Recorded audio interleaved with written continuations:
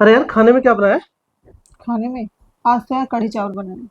बहुत जोर से भूख लगी यार, लगा ले जल्दी से। ठीक है, लगाती हूँ। अरे सुन, हाँ। खाना लगाने से पहले मेरी एक बात का जवाब दे। क्या?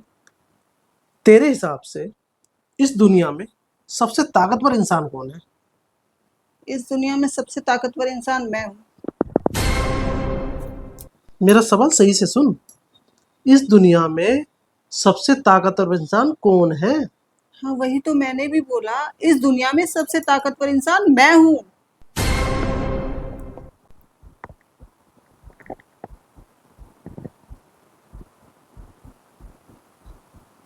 अच्छा चल, खाना लिया यार। ठीक है। अरे सुन सुन, हाँ।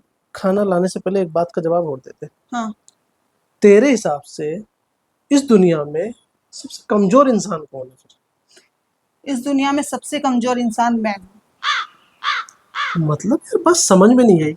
मैंने कहा कि सबसे ताकतवर इंसान कौन है, तो तूने जवाब दिया मैंने फिर पूछा सबसे कमजोर इंसान कौन है, तूने कहा मैं।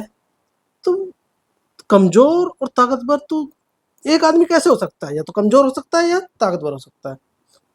अब मुझे समझ में नहीं आई, ये बात समझा दे जरा।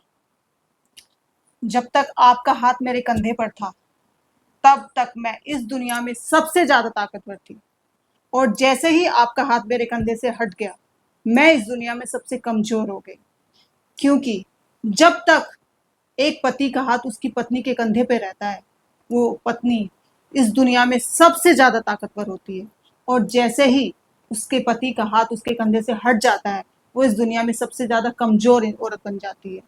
तो मैं तब तक सबसे ज्यादा ताकतवर थी जब तक आपका हाथ मेरे कंधे पर था, और जैसे ही आपका हाथ मेरे कंधे से हटा मैं इस दुनिया में सबसे ज्यादा कमजोर हो गई।